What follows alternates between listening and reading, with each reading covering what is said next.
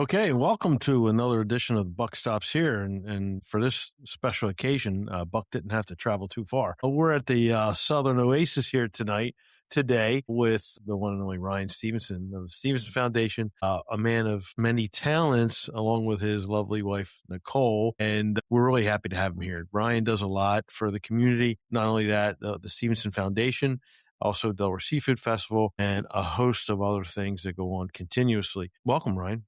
Thanks for having me. Yeah, man. Excited to be here. Yeah, it's pretty cool. This is like a nighttime edition. Yeah.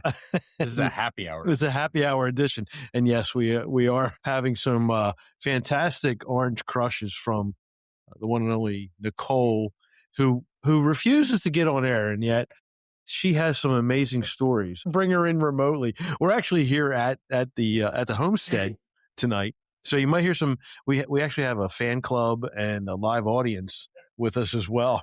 You may hear some banter coming back and forth from our better halves, but nonetheless, we're here to talk about the Stevenson Foundation, what you guys do. I mean, you're so embedded with a lot of communities. What you guys do has always blown me away, especially your efforts with the Seafood Festival. So you also have Shoresmoke Seasonings, which is like a primary small business for yourself, right? Yes, sir. Okay. And Nicole is involved with not only multimedia and social media, but she's got legacy with Clark & Sons Garage Door. So you guys covered a gamut, man. You know, how did you get started in all this? I mean, what drove you? We actually started Shoresmoke. That was kind of our first real business endeavor, I guess. I was working a job in cybersecurity. COVID hit. We had a government contract. So my boss ended up just calling me and saying, "Hey, we don't need you right now. We're still going to pay you, but sit tight. Like, we just don't have anything because we weren't allowed to go into the facility or do anything during COVID or anything." So he said, maybe 6 months before you hear from me, but we're going to pay you. So just kind of sit tight and do what you got to do. So we had some downtime, obviously, just like everybody else during COVID. And Nicole was like, "You should really think about selling your seasonings." And I was like, not really thought about going down that road or anything like that. And so for my birthday in 2020, she got me a business license, and we decided, hey, let's just kind of do it locally and sell some seasonings at some local fairs, and dropped a bunch of samples off to the community. And one thing led to another. And a year and a half later, it became a full-time job. So it took off fast, but again, the community around us is really what helped drive the business and make it successful. And, we're only as good as our customers. So that was the big thing that helped kind of spearhead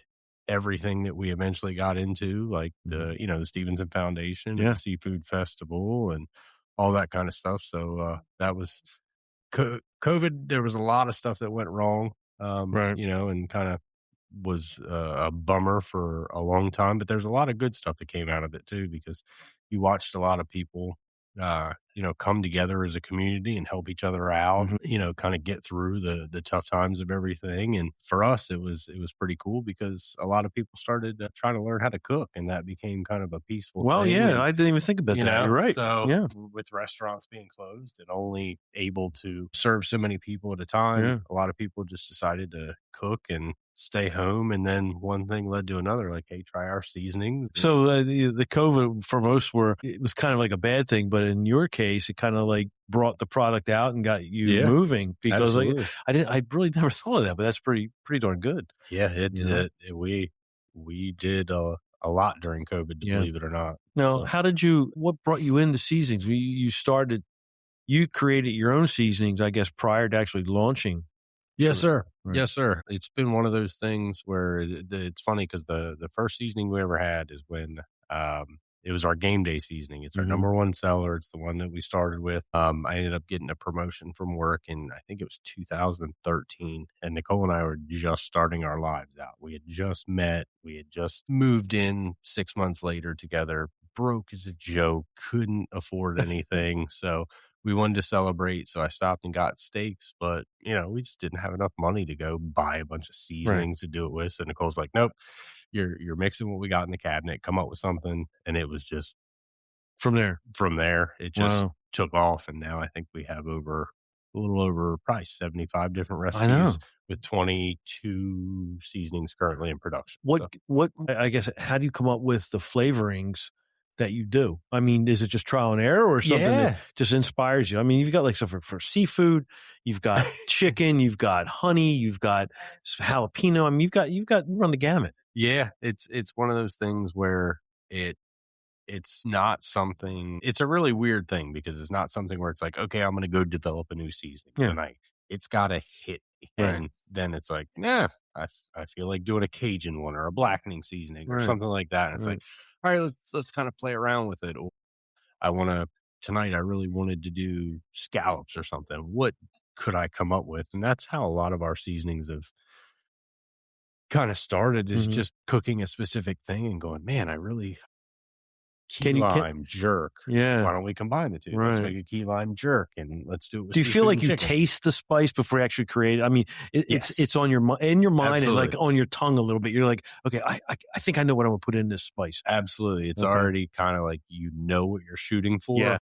So Yeah. you're going to get it about 80 to 85% of the way there on the first try. Right. It's just tinkering with it after Yeah. that and figuring out what's the best fit and what the general public's going to like. Is your mad lab somewhere in your household or somewhere? I mean, It used to be, yeah. Believe it or not, it used to be where it was. I just kind of had it down in the basement and just had the seasonings down there, and I would just play around with it, That's mix crazy. a bunch around, and That's great. you know, it was usually always either chicken or shrimp, or Right. like the Yeah. test beds of like what we're going to try it on. Mhm. So we would always just have a stockpile of chicken and shrimp in the house at all times, because that's what my daughters will eat. That's what my Sure. wife will eat. I'll eat. Generally, most of the public will eat. So if it tastes good on one of those two things, you're generally going to have a home run. So, Yeah, pretty much. I mean, you to flavor up either one of those, the seafood or the Yeah. or chicken. Meat might be a little bit different, depending on how you want to have it seasoned. Like, there's black pepper and salt, and there's Yep. different kinds of salts, and then you add like whatever.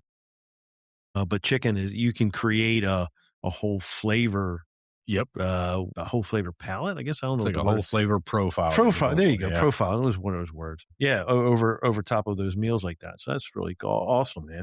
And you grew it from your game day, and it just took off from there. And how I guess you had to experiment with your cooking, right? Oh yeah. So Oh yeah. are you close to being like a master chef or a master person on the barbecue? No. Nah. I've been called chef, pit master, all that kind of stuff, and Right. they couldn't be further from the truth. Right, Like, right. I've never worked in an actual like 5-star restaurant. I've done the barbecue smoking competitions and stuff like that, but it's been more for fun. I've never really hit the competitive circuit where it made a difference if I won or lost or bringing home money or anything. But I'm more of an outside the box kind of person. Okay. Where like if I see, something like, chicken topped with shrimp and a Parmesan sauce, it's like, well, how can I expand on that and make it different? It's like, okay, well, it's, instead of just doing that, let's fillet it open and then let's stuff it with stuff and then wrap it in bacon and then smoke it and make it over the top. Yeah. You know what I mean? Yeah. I'm all about the flair and thinking outside the box rather than just having pasta and meatballs. Yeah. You know what I mean? Do you have a recipe book that you put together? I do. Really? I do. Yeah. Is it available? I mean, stuff like that. I mean, we had talked about doing a cookbook for the longest time. We started it, but it's just so much time and effort. And we've had a bunch of our ambassadors. We've had over probably 100 ambassadors throughout the country. And a lot of them have done cookbooks that have featured our recipes. Okay. So it's like, let's go that route instead. Let's let them take the ball and run with it. Yeah. And delegate that out. We'll provide the recipe and the seasoning for them, and they can go from there. Now, you said ambassadors. Is that how you grew a lot by having people refer you or use, like, you capture influencers or something? Absolutely. One of the great things when we first started was we handed out a bunch of samples to the community, literally putting them in jello shot containers and driving them door to door and dropping off like 30 or 40 a day. Right. And just asking people like, hey, give us some feedback. And that was the biggest thing that happened organically, locally is just word of mouth. And we had such a good support system. I can never say enough about how much the community rallied around us at first and helped us out. That's when the really cool stuff happened, where Nicole found, certain ambassadors that may have been in, Chicago or LA or whatever. Really? And then we got picked up by a couple of Food Network things. We did some stuff with Martha Stewart, where we sent some stuff out, did some stuff with that, and then found some other influencers that were around the country that had, multiple million followers and stuff like that. And it really, really grew. And the funny thing is, we always laugh because we're really good at finding the ones that are the influencers that they're right on the cusp of blowing up. Yeah, I know what you mean. And then they'll be with us for about 6 months to a year to 2 years or something like that. Right. And then somebody comes along and just that's bigger than us that can afford to pay them and, do stuff like that. And, we always obviously wish them all the best, but it's really cool because I give all the credits to Nicole. She knows how to find these people. She's a whiz with that. I've seen her genius work with that. And I say it all the time. I'm definitely, without a doubt, the face of the franchise. Yeah. The guy that does the videos and all that stuff. There would be no Shoresmoke if it wasn't for her. She is the one behind the scenes that, did the packing orders till 2 a.m., doing all the social media, recording all the videos, editing them, doing all the social media, sharing all the posts, all that kind of stuff. So it's been a real team effort. Well, how do you, and talk about distribution, how does your product line get out? I mean, the process, can you talk about the process? Yeah, how you, from the start from starting in the lab, to the shelf on the grocery store? Yep. Mainly at first it was just, cottage license, bottling in home, and just going to local. It might be we were living in Smyrna at the time. It might be a car show that might have 15 cars in a church parking lot. Okay. And, the entry fee's $10 to, set up and do a thing. And that's really where we started.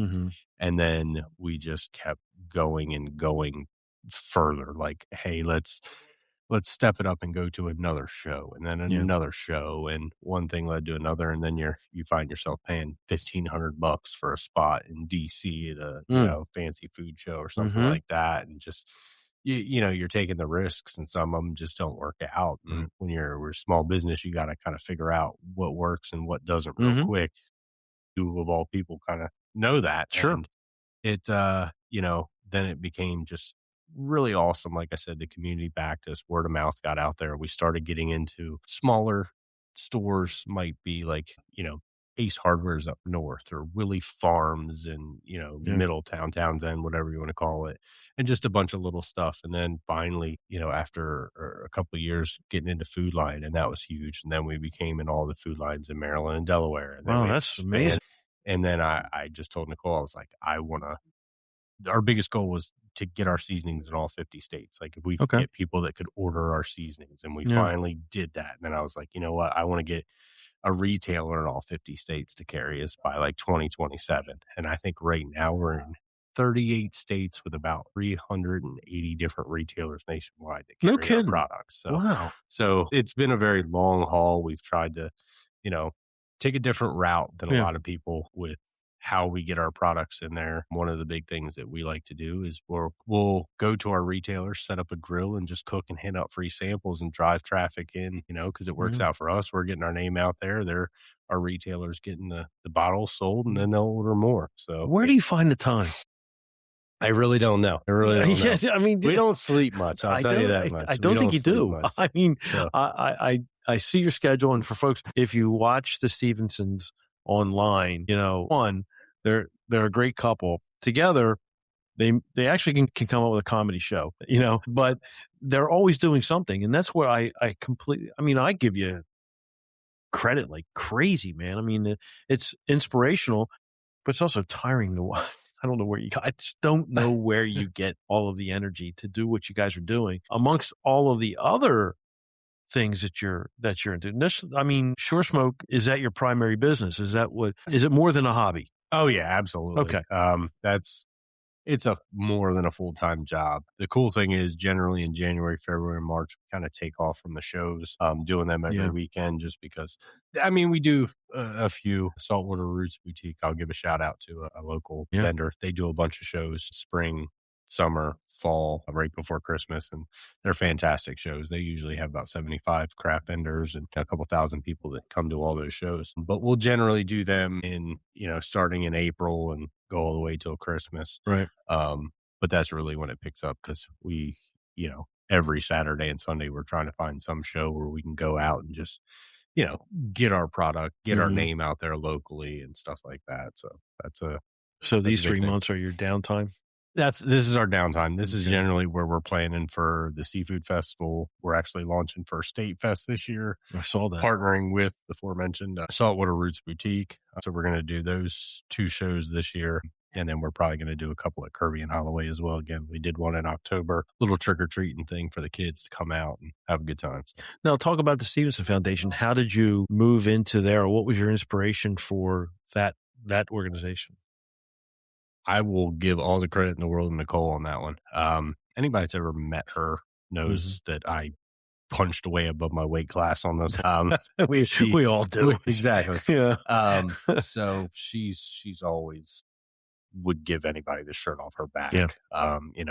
From launching a group when we lived in Smyrna, where it was kind of a, page where people could, share items or give items away instead of just throwing them in the trash that somebody might need, or, doing fundraisers for, schools and all that kind of stuff. So eventually it just became one of those things where we wanted to give back and try to be able to give back in a bigger way. So we were doing stuff with the Just Suit Ministry and, helping do stuff with Paradise Grill and, helping with, grassroots rescue, stuff like that. Just one of those things that kind of led to another. And Nicole's like, hey, we should really open a nonprofit because we can do so much more if we do that. So we launched that about a year and a half, 2 years ago. And it's been nothing but a success ever since then. Even with the seafood festival this past year, we donated a little over $20,000. I know, it's amazing. Organizations in just our second year. So, but she's the driving force behind that. She's got a heart the size of Texas. So I'm just kind of tagging along and helping out with that. And she won't even come on here to talk about it. I got, so disappointed. She does. She disappoints me a lot with her lack of wanting to get on. And she's social media, but she's the maven of most social media, and she won't even come on. I tell you, she's the mayor of all of our social media. Yeah, every single one that we have, and she will stay behind the scenes all day. But I've done so many podcasts. There's stuff that we used to do in North Carolina where we used to host festivals down there, like 3-day barbecue cook-offs and all that kind of stuff. And she was the type that would just hide in the background and shoot down there for, maybe 8, 10 hours, 12 hours, do her thing, say hey to everybody, but she was never jumping on the podcast or anything down there either. I think secretly she wants to. She's just really just, waiting for the right moment. I mean, if we get another orange crush or two, I know she'll come over here and look. She's holding her ears because she knows we're right. He knows we're right. So the Stevenson Foundation, you had that going. That almost seems to be at the same time that you started Delaware Seafood. Yep, pretty much, pretty parallel to each other. And you're on your third. This will be your third year coming up for that, right? For the Seafood Festival, yeah, this will be the third year coming up for that. The first year we were able to donate a little over 5,000. So obviously, not bad for a first year. No, not at all. And I kept looking at all the stuff like what should we expect to do for the second year, and it was in that 7 to 9, 7 to 10 range. But to be able to donate 20 was just, I cannot say enough about how much the community rallied around and came out for a great cause, and they really truly believed in what we were trying to do. And to be able to donate to the Delaware Restaurant Foundation, which we all know Delaware is a huge tourist state down here at the beach. Down here especially. Yeah. Yep. And what drives us is restaurants, nightlife, and all that kind of stuff. So to be able to support that and bring, scholarships that are coming to the next wave of, individuals that are looking to come in the hospitality industry. And then, of course, the other beneficiary was the Delaware Center for Inland Bays. And I grew up in Maryland, so I know how good Maryland seafood Sure, is. absolutely. And tapping the Chesapeake Bay. And we're lucky. you know, very lucky. I lived on the Chesapeake Yeah. Bay, and it's just, we're so fortunate. But at the same time, working with some of these local crab, we oyster farmers. Yeah, oyster farmers. We've just been blown away by how much these individuals care about those type of things. And we really want to make seafood more sustainable here in Delaware. So we don't have to keep going to Maryland to get crabs and to get oysters and stuff like that. So to be able to donate that much was nothing more than the community. Well, that's just exceptional. saying, hey, this is something we believe in. We really want to support, those two causes. So, well, like I said, none of this exists without the local community. We just can't say enough good things about it. And those are the two. I mean, the mission with the Stevenson Foundation, that is to assist with programs like the Delaware Bay. Absolutely. Okay. All right. We like to help as many nonprofits as we can. Yeah. We came out with a seasoning for the Just Soup Ministry, the Reverend Dale Dunning, where a portion of the proceeds of every bottle goes to helping to feed the homeless. And then we launched First State Flavor, and that one was one that kind of was our baby for a while. We always wanted to come up with a Delaware theme one that we could put on like Scrapple, because we're Delaware than Scrapple.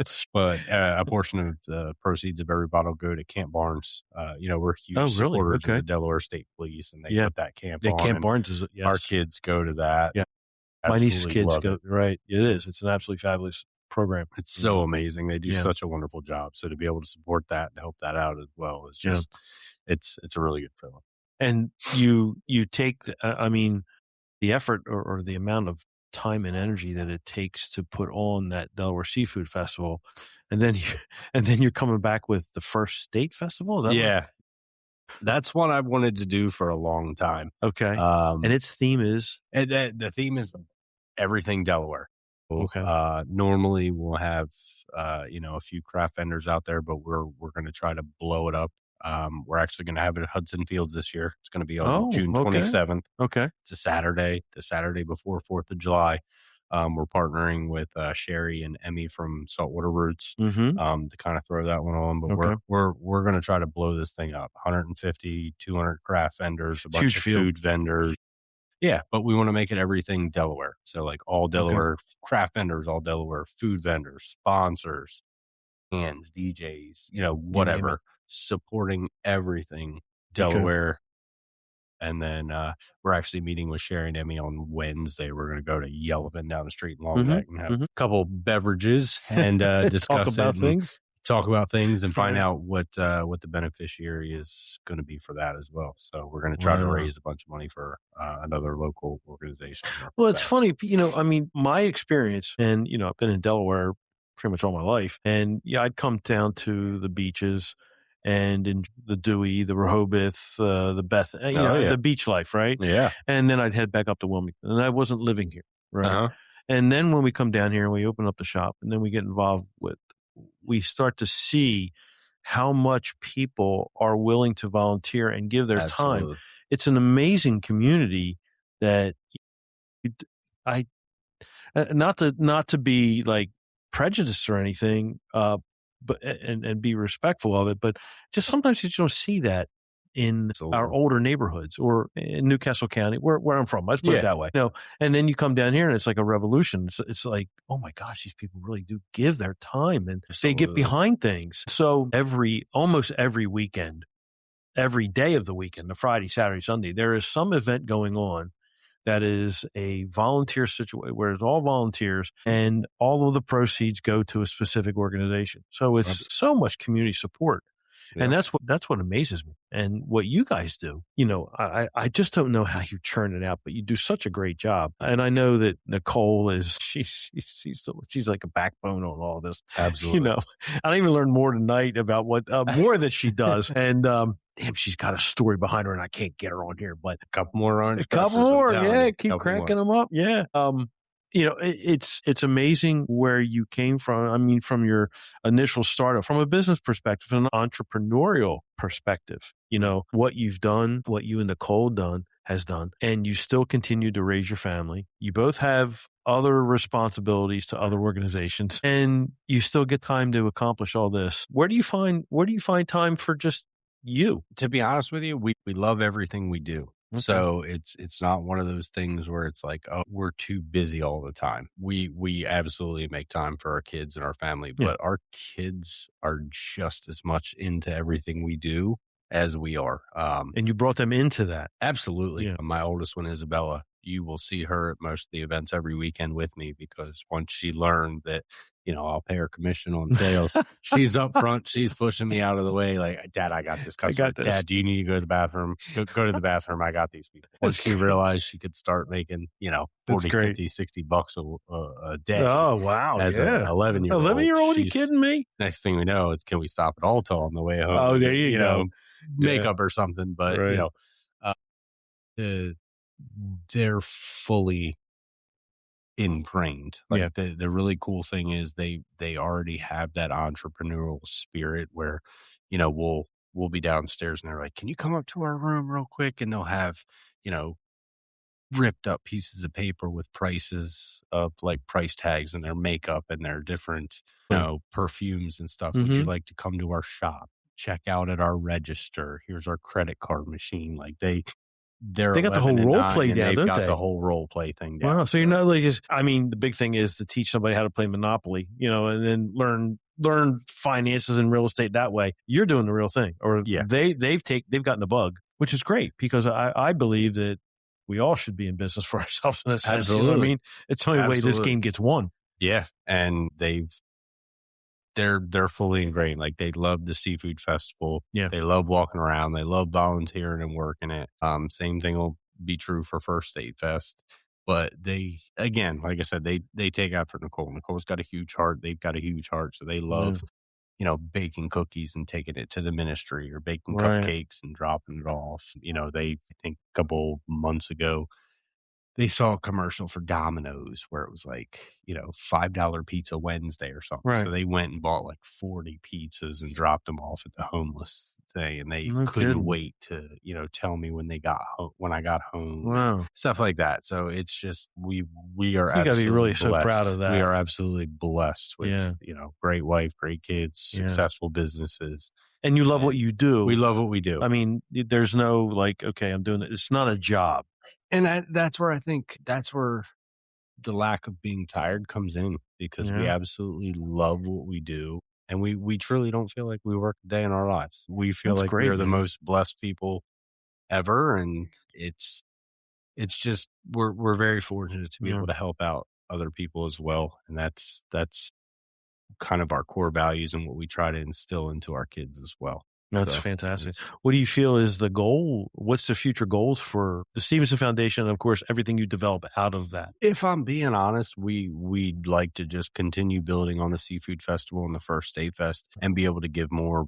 One of the long-term goals for it that Nicole and I have talked about is we really want to help breed the next crop of students that come through in the restaurant business. Well, we're foodies. We love food. You love food. And, if we can help, provide scholarships for the next up and coming chefs or whatever the case may be, or, be able to provide, money for somebody that's just looking to get that one chance or that one shot that we kind of got, where they want to open a food truck or something like that. Like, just help make dreams come true, because ours did. Yours did. And the feeling that goes behind that is so awesome. So to be able to help other people realize their dreams or do that kind of stuff is something that you can't put a price tag on. Not at all. So that's probably the biggest long-term goal for it, is to have more kids take advantage of what you're doing. Yep. We love working with the kids, and we hold kids cooking camps where they can sign up with us throughout the summer. We do it 1 week every year where they can sign up. One day it'll be, showing them how to do barbecue. One day I'll be showing them how to do pizzas or whatever the case may be. And it's a lot of fun, because they love going home. And when you watch the look on the kids' faces where they're so excited to see their parents, to show them what they did. And then I think this year we're going to have where Friday, where it kind of ends the week of the camp, so to speak, is have all the parents there and have the kids cook them dinner so that they can actually taste that's good. what their kids have That's really learned great. all week. Yeah. Yeah. And all this is going to dovetail in with the business side of Shore. Yep, absolutely. That's our biggest thing. One of the things that we've talked about doing with the Delaware Restaurant Foundation is they do a bunch of competitions for the kids in the schools and whatnot.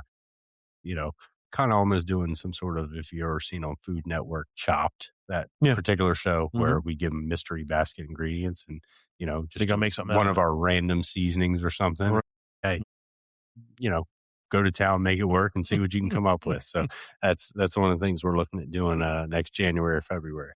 That's fantastic. And it's just getting you deeper and deeper into communities, and it's getting you, more kids should be able to take advantage of it. I mean, absolutely. Do you connect yourself with schools that give you the children, give you the kids, the young adults that want to pursue that kind of a career? Absolutely. Okay. We work with a lot of things. We've done grants through Del Tech where we've been able to meet a lot of students that, are looking to take that next step, get into the culinary world. They're just not sure how to do it or what avenues they need to take, so being able to establish relationships with a bunch of the local restaurant owners and chefs and whatnot, where you can kind of say, hey, so-and-so really could use a little help. If you do, though, you're getting a hell of an employee. And just be able to make those kind of recommendations, suggestions to local restaurant owners for people that we have met and got. So you can feed the kid, you can feed the kids to the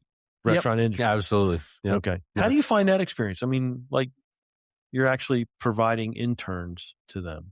It's pretty cool because 99% of them do work out. Yeah. Because they do cherish the opportunity that they're getting at such a fine establishment. Because most of them, you talk to a lot of them, even when they start, it's 14, 15 years old. They're McDonald's, they're Dunkin' Donuts, or, stuff like that. Even by the time they get to 18, 19, they haven't stepped into that actual, the real world, real culinary industry. And I'm not talking Domino's or something like that. No. I'm talking about going to like a Chesapeake and Maine Dogfish style, or, Blue Coast or something like that, right? Starboard, somewhere in there where, they can really feel proud of where they work and, what kind of food they're putting on the table. And they can get what it's really like to work in a real kitchen. The hustle, the bustle, because that's not fun. Yeah, it's definitely, that's usually the first phone call that we'll get after we recommend somebody is, so-and-so on a panic meter on a Saturday night at 7:30 was it a 9 or something, or wow, they kept their composure and really did well. Right. And, I see a future in that particular individual. So it's really, really enlightening when you do get that call. Yeah. It's either you're never going to believe how well they did, or you're never going to believe how what happened with their head, hair on fire type thing. Yeah, so that's the thing. It's fun. Kids have a hard time. I mean, it's good that they get that experience, when things get pressured, how are they handling the pressure? Absolutely. That's what internship and getting the experience is all about. We touch on it lightly at a nonprofit that I do help out with, with Paul Cares, and it's kind of like the same mission, but it doesn't seem to be on the scale of what you have going on right now, in my opinion. I could be wrong, but Paul does a great job. Absolutely does. And we have sponsored some really great kids. He sends them to Italy, he sends them to cooking school, whatever it takes. And then music wise, Juilliard, all that stuff. But it seems like that's the way that as small businesses, we're passing down the knowledge, the awareness, and the experience of what it's like to be in either the culinary arts or the music arts or technicians, the same thing. I mean, it seems like more and more all small businesses are having to take that road to develop the next generation of chefs, musicians, technicians, carpenters, electricians, all of that. And you're doing it in a very unique way, which I really compliment you. I mean, it's amazing. It's a great format. Yeah. And to be honest with you, huge shout out to Paul Cullen, because we've actually had him come for Nicole's dad's birthday a couple of years ago. Oh, yeah. He came and cooked and sang and stuff like that. And just, great experience. The talent that he actually has Yeah. and then passes down to the people, to like his proteges and his students, whether it be on the music end or on the food end, is just, it's so amazing. Like when you watch some of the kids that where we've been able to see, like, okay, they've started at X and then 6 months later you see what Y and Z developed into, and you're like, wow, you know, what talent Paul actually does have. He does have able to actually. And it's so hard for some people, myself especially, where you can have talent in a certain area, but being able to teach that talent and convey it to the next generation to be able to do that is something that's hard. And Paul just, he hits a grand slam. Yeah. You know, but looking at it, talking to you today, and listening and knowing what he's done, you guys have a unique model. Now, you're diversified because you've got your seasonings, right? You have other obligations to other companies. We do. You have festivals that you run. You have the nonprofit. And looking at what he does, he's got his wines. He's got his travel company. He's got his personal chef. He's got his Paul Cares and music. Yeah. Yeah. And yet it all focuses and circles back onto helping younger kids. Yep. You know what I mean? Like the next generation, like we talked about. So it's very, very, you know, inspiring, you know, and it's I mean, I didn't understand it at first, but now listening to you and going back on what he does, and I'm sure a host of other businesses and types will do that. And even in our world, we have ways that we bring in kids and we work with advisory boards from technical schools, and it works that way. Again, it goes back to teaching the next generation. Absolutely. You know, from all aspects, from the physical side of doing the work to the business side, that kind of stuff. So it's really, really, really cool. But what, you got your goals set for 26? We do. You got a goal set for the future. You're all looking pretty good, except we just can't get Nicole on here to talk about herself. Yeah. Yeah. So, trust me. She's I've tough. tried. She's tough. I've tried. She is very tough. So I want to thank you for definitely stopping over. Absolutely. You know, we had a great, you know, for folks, we had a great dinner. And I've always wanted to have Ryan and Nicole on. I got to take Ryan, I know, by solo. Look forward to going to the Delaware Seafood Festival, the First State Festival, right? That's what you're calling it. Okay. At Hudson Fields. And please go out and find where can you find Shoresmoke Seasonings? And I mean, you've got all the stores. Yep.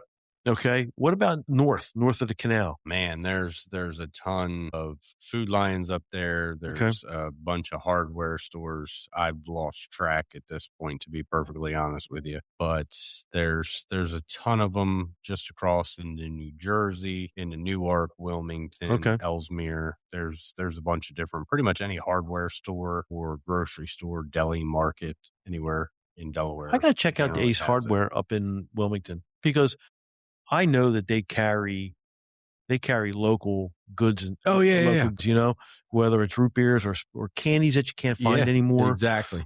Certain like chips, you know. Yep.